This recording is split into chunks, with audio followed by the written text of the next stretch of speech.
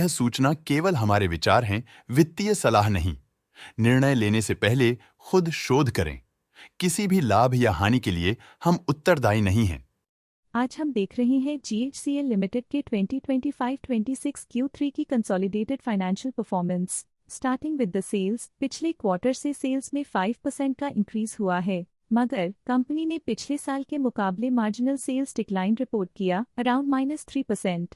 Expenses 6% quarter on quarter increase हो गए हैं, जो साल भर के 9% के राइज के साथ अलाइन करता है। क्वार्टरली सेल्स के कंपैरिजन में एक्सपेंसेस इंक्रीज होना दिखाता है कंपनी ने एक्सपेंसेस मैनेज करने के लिए स्ट्रगल किया। कंपनी ने पूरी साल के दौरान चैलेंजेस का सामना किया। ऑपरेटिंग प्रॉफिट, जो पिछले साल के कंपैरिजन में -31% डाउन हुआ है, quarter on quarter around 1% increase हुआ है। Operating profit margin OPM annual basis पे -8.5% से डिक्रीज हुआ है और पिछले क्वार्टर के कंपैरिजन में -1% से डिक्रीज हुआ है। एक्सेप्शनल आइटम्स को ऐड करके अदर इनकम पिछले क्वार्टर के कंपैरिजन में -5% गिर गई, बावजूद इसकी ईयरली डिक्लाइन -44% हुई है। इंटरेस्ट एक्सपेंसेस पिछले क्वार्टर से 25% अप हुआ, लेकिन ईयर ओवर ईयर डिक्रीज -24.5% हुआ है। डिप्रिशिएशन कॉस्ट में 4% का क्लाइम देखने को मिला और ईयरली बेसिस पे 3% का इंक्रीज देखा गया। Profit before tax annually -37% decrease हुआ, लेकिन प्रीसीडिंग क्वार्टर से -1% डिक्रीज हुआ है। इस साल कंपनी ने 26% टैक्स पे किया और क्वार्टरली कंपनी ने 26% टैक्स पे किया है। नेट प्रॉफिट ने ईयर ऑन ईयर -37% का डिक्लाइन दिखाया, लेकिन लास्ट क्वार्टर से -0.5% का कंट्रैक्शन हुआ है। इस क्वार्टर के दौरान कंपनी का परफॉर्मेंस इतना अच्छा नहीं रहा। नेगेटिव नेट प्रॉफिट लॉसेस को इंडिकेट करता है। वहीं अगर एनुअल एनालिसिस की बात करें तो साल के दौरान कंपनी का परफॉर्मेंस अच्छा नहीं रहा। नेगेटिव नेट प्रॉफिट का मतलब है कि कंपनी प्रॉफिट के कंपैरिजन में नुकसान उठा रही है। अर्निंग्स पर शेयर EPS में ईयरली -36% का डिक्रीज देखा गया, लेकिन क्वार्टरली में 1% की बढ़ोतरी भी नजर आई। इस क्वार्टर में कंपनी का EPS ठीक रहा, ऑपरेशनल एफिशिएंसी में कुछ सुधार हुआ। GHCL लिमिटेड के फाइनेंशियल स्नैपशॉट को रिव्यू करते हुए कुछ मुख्य ट्रेंड्स सामने आए हैं जो कंपनी की परफॉर्मेंस पे रोशनी डालते हैं। दिसंबर 2022 से दिसंबर 2025 तक GHCL लिमिटेड की फाइनेंशियल जर्नी में सबसे पहले बात करते हैं सेल्स की। इस साल सेल्स में -7.5% की गिरावट आई है और पिछले 4 सालों में भी -44% की गिरावट देखी गई है, जो एक लंबे समय तक गिरावट को दर्शाता है। पिछले 3 सालों से सेल्स गिरती जा रही है, जो बड़े मार्केट चैलेंजेस को दर्शाता है जिन पर स्ट्रेटेजिक ध्यान देने की जरूरत है।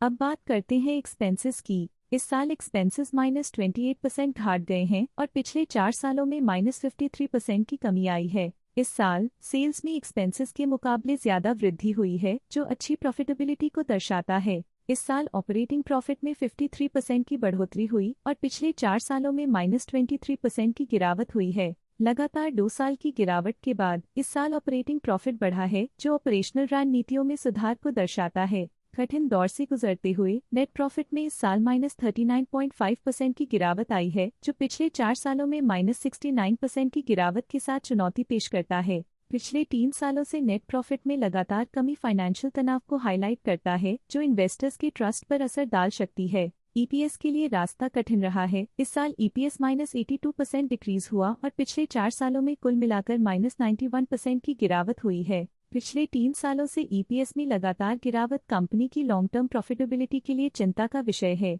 चलिए अब बात करते हैं शेयर होल्डिंग पैटर्न की। GHCL की शेयर होल्डिंग रिपोर्ट्स कुछ इस प्रकार की हैं, जो दिसंबर 2025 के 31 तक चलता है। ये रिपोर्ट कंपनी के शेयर्स की डिटेल्ड जानकारी देता है, जिसमें promoters, promoter groups, foreign investors, public investors और सरकारी एंटिटीज शामिल हैं। प्रमोटर्स शेयर होल्डिंग 2025 के में 18.97% से इंक्रीज होकर 2025 के दिसंबर में 19.83% तक का इंक्रीज देखा गया है। इस इंक्रीज से साफ होता है कि प्रमोटर्स का कंट्रोल कंपनी पे और मजबूत किया है।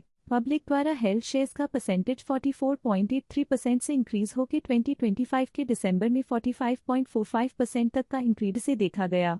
ये चेंजेस स्टेट है कि पब्लिक की इन्वेस्टमेंट कंपनी में क्वार्टर टू क्वार्टर इंक्रीज हुई है। जब कंपनी के शेयर्स का मैक्सिमम हिस्सा पब्लिक के पास होता है, तब ये माना जाता है कि कंपनी कमजोर हाथों में है, जो बाजार की अस्थिरता और स्पेक्युलेटिव ट्रेडिंग को इंडिकेट करता है। डोमेस्टिक इंस्टीट्यूशनल इन्वेस्टर के शेयर होल्डिंग में थोड़ा डिक्रीज आया 2025 के से 2025 के दिसंबर में। जो दिखाता है कि डोमेस्टिक इंस्टीट्यूशंस ने अपने स्टेक को -1.03 से डिक्रीज किया है। फॉरेन इंस्टीट्यूशनल इन्वेस्टर्स की शेयर होल्डिंग में थोड़ा डिक्रीज आया 2025 के से 2025 के दिसंबर में, जो दिखाता है कि फॉरेन इंस्टीट्यूशंस ने अपने स्टेक को क्वार्टर टू क्वार्टर -0.45 से डिक्रीज किया है, जिसे पता चलता है कि उन्होंने अपनी इन्वेस्टमेंट्स को पुल बैक किया है।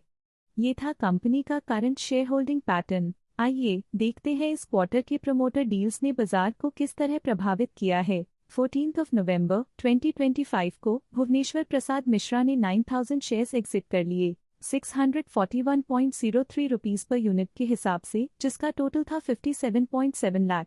14 नवंबर 2025 को जयेश पी पटेल ने 1.5 शेयर्स बेचे 635.33 रुपीस पर यूनिट के हिसाब से, जिसका टोटल था 9.5 लाख। 14 नवंबर 2025 को के.एम. वढेर ने 5.5 शेयर्स बेचे 633 रुपीस पर यूनिट के हिसाब से, जिसका टोटल था 34.8 लाख। 14 नवंबर 2025 को कन्हैयालाल मनसुखलाल वढेर ने 5.5 शेयर्स एग्जिट कर लिए 633 रुपीस पर यूनिट के हिसाब से, जिसका टोटल था 34.8 लाख। 14 नवंबर 2025 को पटेल जयेश प्रवीणचंद्र ने 1.5 शेयर्स बेचे 635.33 रुपीस पर यूनिट के हिसाब से, जिसका टोटल था 9.5 लाख। 11 नवंबर 2025 को जयेश पी पटेल ने 1.5 शेयर्स पोर्टफोलियो से हटा दिए 618.5 रुपीस पर यूनिट के हिसाब से, जिसका टोटल था 9.3 लाख। 11 नवंबर 2025 को के.एम. वढेर ने 1.4 शेयर्स पोर्टफोलियो से हटा दिए 619.14 रुपीस पर यूनिट के हिसाब से, जिसका टोटल था 8.7 लाख। तो ये थी इस क्वार्टर की कुछ सर्वाधिक चर्चित प्रमोटर डील्स, जो दिखाती है बाजार के नए रुझान। आज के लिए फाइनेंशियल सेक्टर में इतना ही। देखने के लिए धन्यवाद।